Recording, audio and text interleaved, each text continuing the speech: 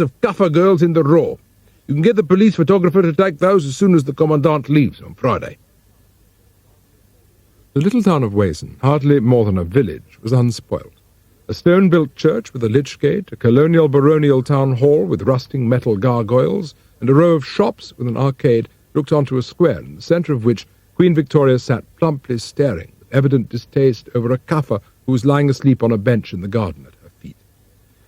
Whatever else had changed in South Africa since her Diamond Jubilee, it was clear that Wazen hadn't, and the Commandant, for whom the British Empire still retained its magic, rejoiced in the fact.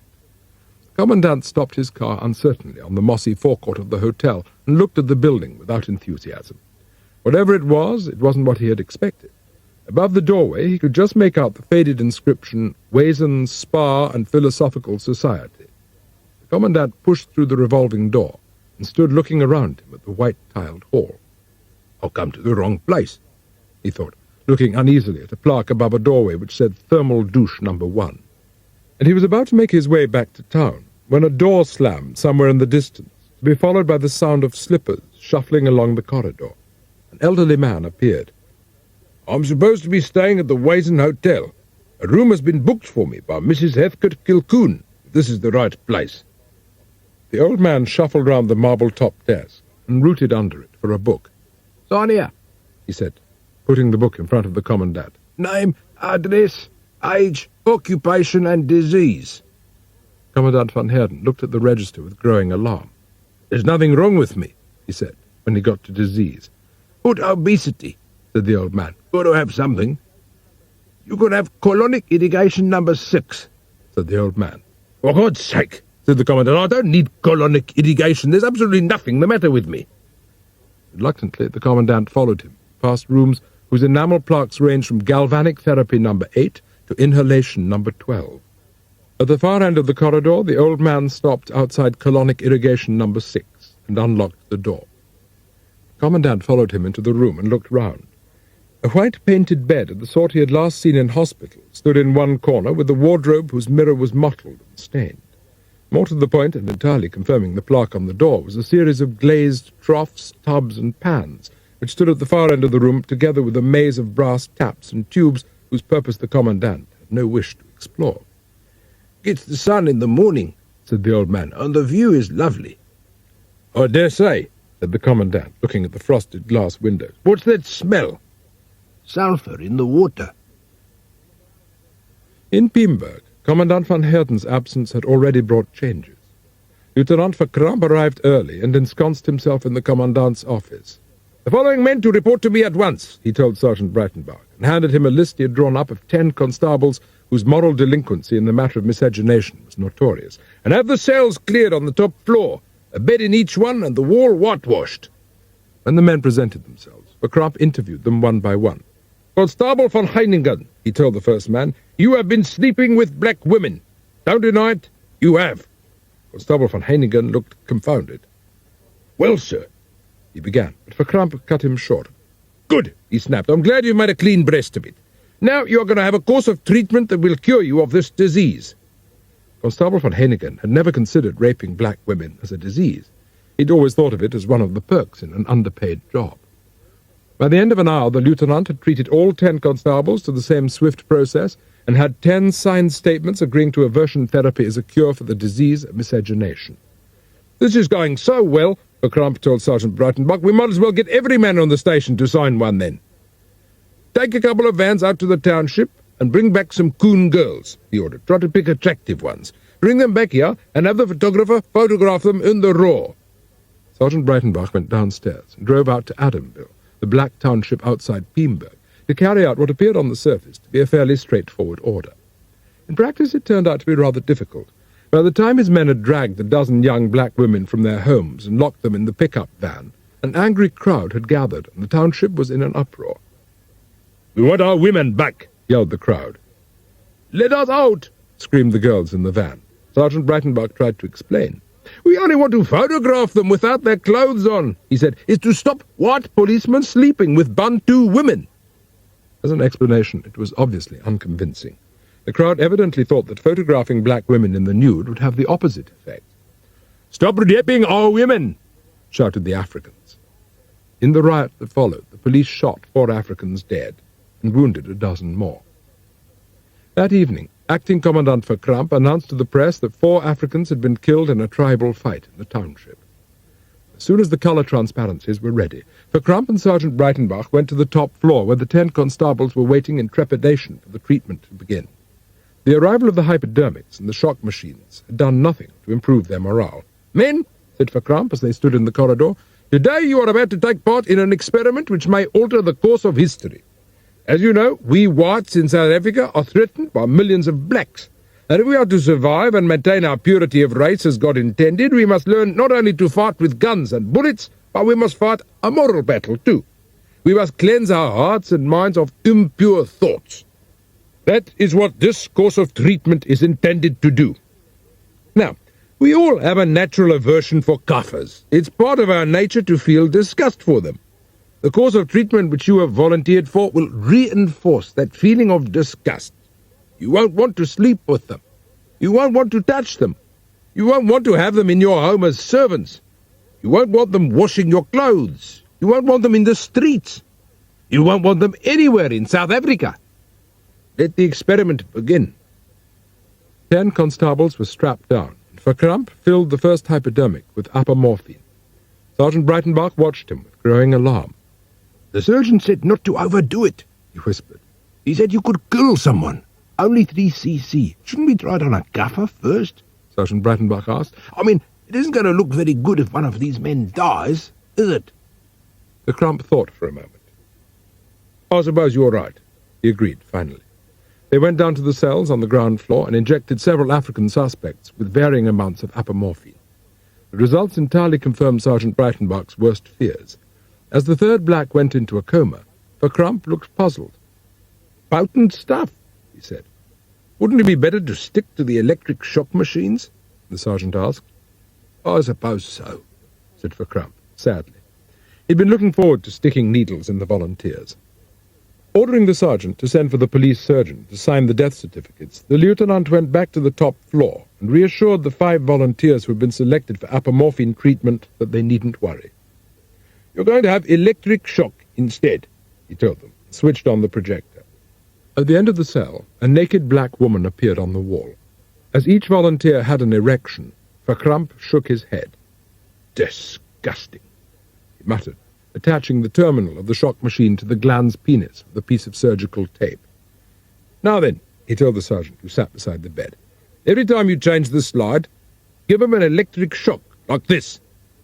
Verkramp wound the handle of the generator vigorously, and the constable on the bed jerked convulsively and screamed. Verkramp examined the man's flaccid penis and was impressed. "You can see it works," he said, and changed the slide.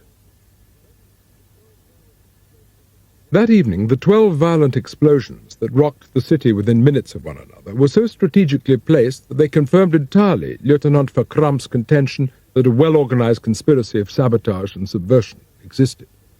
As the last bomb brightened the horizon, Piemburg retreated still further into that obscurity for which it was so famous. Bereft of electricity, telephone, radio mast, and with road and rail links to the outside world severed by the explosive zeal of his secret agents, the tiny metropolis's tenuous hold on the 20th century petered out. Verkramp left the roof of the police station, where he had been taking the air. He found the transformation quite spectacular, and hurried down the stairs to the cells where the only people in the city who would have actively canvassed for electricity cuts were still receiving their jolts from the hand-cranked generators in the darkness. The consolation for the volunteers was the disappearance of the naked black women as the projectors went out. In the confusion, Lieutenant Verkramp remained disconcertingly calm. "It's all right," he shouted. "There's nothing to be alarmed about. Just continue the experiment using ordinary photographs."